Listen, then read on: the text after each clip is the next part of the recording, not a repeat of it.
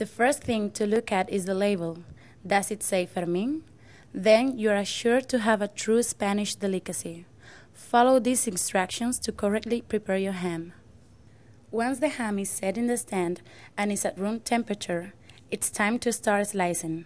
To slice the Fermin ham, you will need 2 knives, one long and flexible, and the other shorter, wider, and rigid.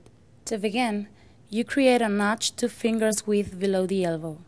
This will start a proper trim process. The first cut has to be straight, while the second will be at an angle. You will remove the external fat until getting to the pink color fat. With a rigid knife, remove the external skin and rancid fat from both parts of the ham. Leave a minimum ½ inch of fat surrounding the ham to keep the ham from becoming dry. Since we are slicing the whole ham, we have placed the ham in the stand with the widest part up. If you are not going to slice the whole piece in a reasonably short time, then start it from the narrow side. With a rigid knife, find the meat. Once finding the meat, you will change tools. Keep the external fat, as it's used to both preserve open-face cuts and can be very useful in certain recipes. If you don't slice a whole ham, use that fat to cover the cut and protect the meat from drying out.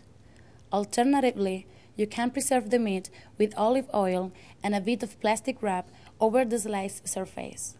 It's time to start slicing this wonder. The cut has to be flat so that the slices are very thin, although not nearly as thin as other cured meats are sliced, such as prosciutto, and no longer than 3–4 centimeters. Please, before carving the ham, take your own safety measures. Be extremely careful with the knife, and place your ham away from the tool at all times, holding the leg or the base, always front from the blade of the knife. When beginning to slice, you will realize that the ham has an intense marbling. That's the magic of the Fermin ham. The fat is extremely flavorful and healthy, since it's high in good cholesterol or HDL. Also, the fat will melt in your mouth smoothly, with a rich and long flavor which makes this ham a cut-off. After many slices, you'll find the hip bone. Using the edge of the short knife, cut around the bone so that you can slice that part of the ham.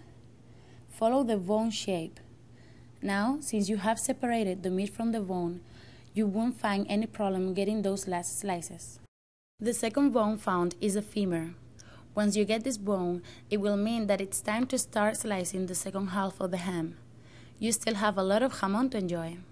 Once you set the ham in the stand or jamonera, you have to start, as you did previously, removing the external fat. Also, you soon realize that this part has less marbling, but it still has a meltingly nutty taste.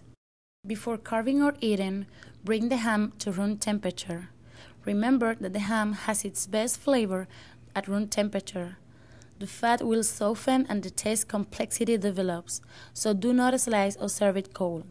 Finally, you just need some bread, a full-bodied red wine such as a Rioja or Ribera del Duero, and your own fingers, as we do in Spain, to state the Fermin iberico ham, the best ham ever made.